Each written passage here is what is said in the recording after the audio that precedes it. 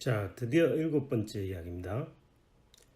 지난번에 제가 그 오페라 베이스에서 나온 통계 자료를 가지고 탑 20개 상위 인기 있는 오페라 작품을 소개를 했는데요. 이번 주에는 작곡가 순위입니다.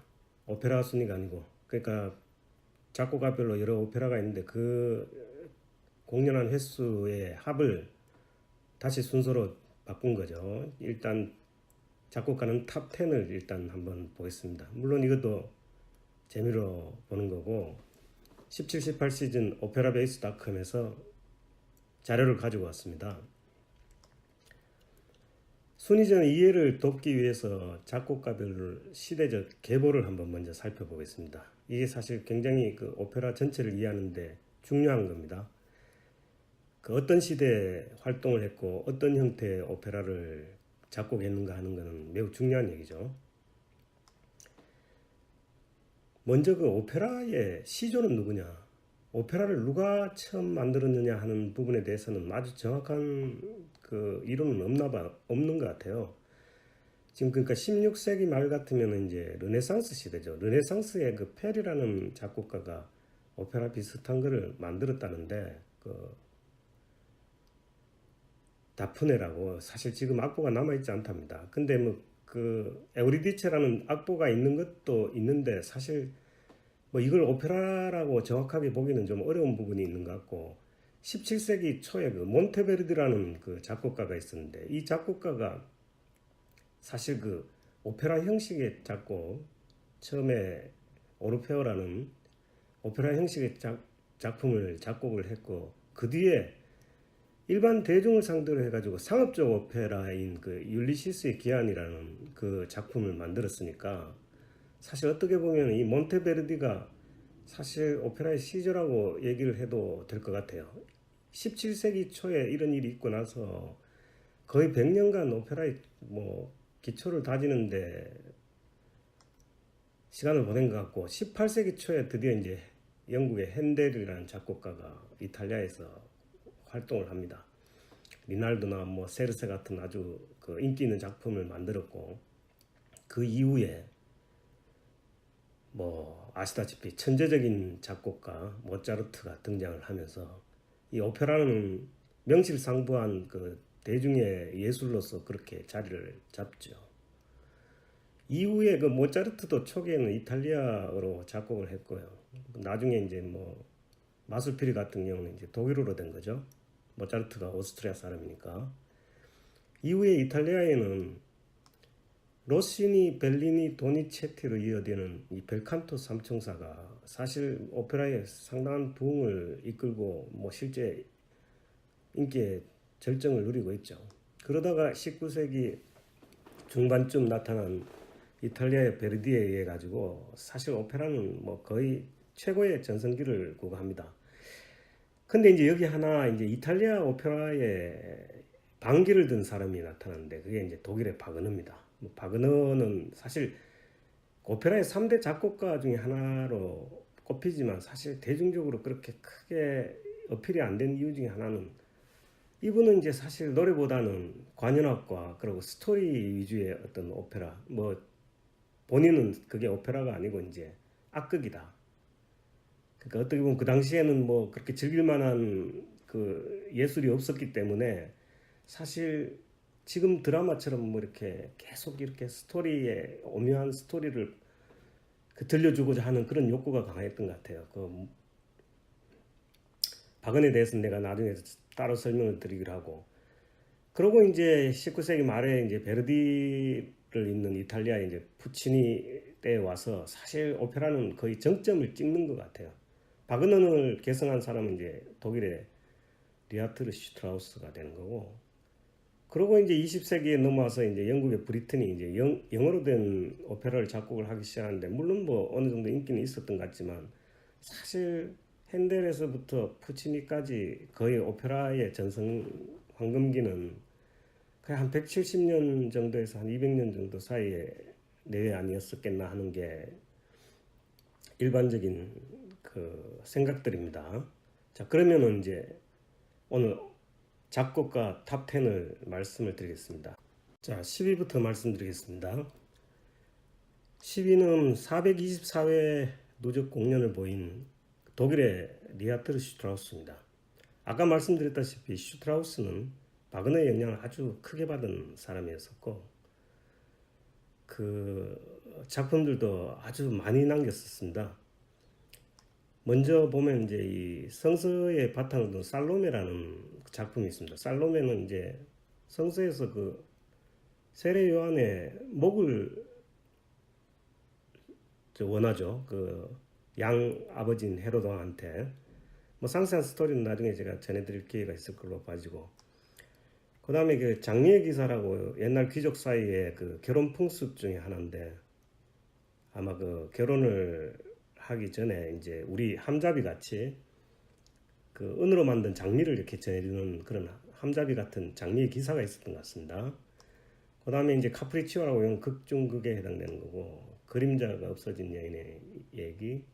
그 다음에 요거는 존속살인의 그 자식이 그 아버지를 죽이는 뭐 그런 형태의 조금 끔찍한 내용의 일렉트라라는 작품입니다. 9위는 529회 공연을 보인 오스트리아의 요한 슈트라우스입니다. 아까 뭐 리하트 슈트라우스하고 아무 관계 없습니다. 이 사람은 이제 왈츠의 아버지라고 해서 사실 오페라를 만든 건 아니고 그 오페레타 두 작품을 남겼습니다. 그중 한 작품이 이제 저번에 소개했던 박쥐인데, 이게 워낙 인기가 있다 보니까 아마 공연 횟수가 많은 것 같습니다. 그 다음에 이제 이게 뭐 집시 남작이라고 또 다른 그 오페레타 두 작품이 있습니다. 다음 8위는 562회 공연을 한 러시아의 차이콥스키입니다. 차이콥스키는 뭐 누구나 잘 아시죠. 러시아의 아주 유명한데, 이분은 뭐 사실 오페라를 그렇게 많이 남기진 않고, 이분은 뭐 그 발레 작품이 유명하죠. 뭐 거의 발레 레전드죠. 우리가 잘 아는 그 백조의 호수, 호두까기 인형, 또 잠자는 숲속의 공주, 이게 이제 3대 오페라, 3대 발레에 해당되는데 전부 차이콥스키 작품입니다. 러시아 사람들이 특히 발레를 좋아하는데, 최근 와서는 이제 이 발레가 이제 사실 프랑스 사람들이 더 좋아하죠. 그 요즘 프랑스 오페라 극장에서는 사실 오페라보다 발레를 더 공연하는 것 같아요. 이분도 두 작품을 남겼는데, 저번에 이제 그 순위에 들었던 예브게니 오네긴, 아마 이것 때문에 이 순위에 들은 것 같고, 또 한 작품은 그 스페이드 여왕이라고 이제 카드의 그 스페이드 퀸에 관련된 막 그런 오페라가 있습니다. 뭐 상세한 오페라 세부는 제가 천천히 설명드리겠습니다. 다음 7위는 793회 공연을 한 프랑스의 비제입니다. 이 비제도 딱 두 작품 남겼습니다. 근데 비제는 뭐 다른 거 하느라고 두 작품 남긴 건 아니고요. 이분은 참 애석하게도 30대 요절을 했죠. 실제 이 카르멘이 성공하는 걸 보지도 못하고 죽었습니다. 사실은 안타깝죠. 이 카르멘 말고 이제 진주족의 자비라는 작품이 있는데, 이것도 굉장히 서정적인 작품이라서 사실 요즘도 많이 공연되고 있는 작품이죠. 여기 보면 그 게오르기우 알라나라고 돼 있는데, 이 사람은 사실 젊었을 때 사진인데 굉장히 예쁘죠. 그 로베르토 알랑가로는 아마 그때 그 당시에 그 테너하고 같이 결혼해서 그때는 아마 이혼하기 전인 것 같아요. 지금 이게 안젤라 게오르기로 알려져 있습니다. 이 사람은 굉장히 미인이죠. 성악가중엔 드물게. 다음 6위는 861회 공연을 한 독일의 바그너입니다. 아까 말씀드렸다시피 그 바그너인데, 아마 바그너를 좋아하는 사람은 왜 바그너가 순위가 6위냐고 아마 항의하고 막 악플 달 것 같아요. 아시다시피 바그너를 좋아하는 사람은 바그네리안이라고 아주 특별한 매니아층이 있습니다. 바그너를 좋아하는 사람은 일반 이탈리아 오페라를 그렇게 같이 잘 안 좋아하는 것 같아요. 특히 독일 사람을 중심으로 해가지고 바그너 작품을 아주 신봉하는 그런 사람들이 있는데, 그런 사람들이 1년에 늘상 모이는 장소가 있죠. 그 독일의 바이로이트라고 바그너가 태어난 지방에 그 1년에 한 번씩 페스티벌을 합니다. 바그너 페스티벌. 전 공연 작품이 바그너 작품이죠. 바그너 작품은 뭐 작품을 셀 수 없을 정도로 많습니다. 그 중에서 뭐 제가 개인적으로 제일 좋아하는 탄호이저. 탄호이저는 이 서극이 아주 멋집니다. 그 오페라 시작하기 전에 그 곡이 정말 웅장한 관현악곡이고, 그다음에 이게 이제 로엔그린이라고, 로엔그린에 나오는 아리아 중 하나가 이제 결혼행진곡이라는 게 있는데요. 요즘 결혼식에 쓰는 그 결혼행진곡입니다. 그게 여기서 유래됐고요. 그다음에 그 뉘른베르그의 뭐 마스터피스라고, 이제 마스터 그 싱어라고, 뭐 이 작품 그 뭐 노래 부르기 대회가 그때는 귀족들 사이에 뭐 일반인들 사이에도 많았던 것 같아요. 그런 스토리고, 그다음에 방황하는 네덜란드인이라 그래가지고 아마 이건 어떤 전설을 기반으로 한 작품이고요. 뭐 이것보다도 먼저 사실은 대작인 그 니벨룽의 반지 4부작, 라인의 황금, 발퀴레, 지그프리드, 신들의 황혼, 이렇게 네 작품. 참 대단한 작곡가죠. 다음 5위. 5위는 899회 공연을 한 이탈리아 도니체티입니다. 사실 제가 베르디나 푸치니만큼 좋아하는 작곡가기도 하고요.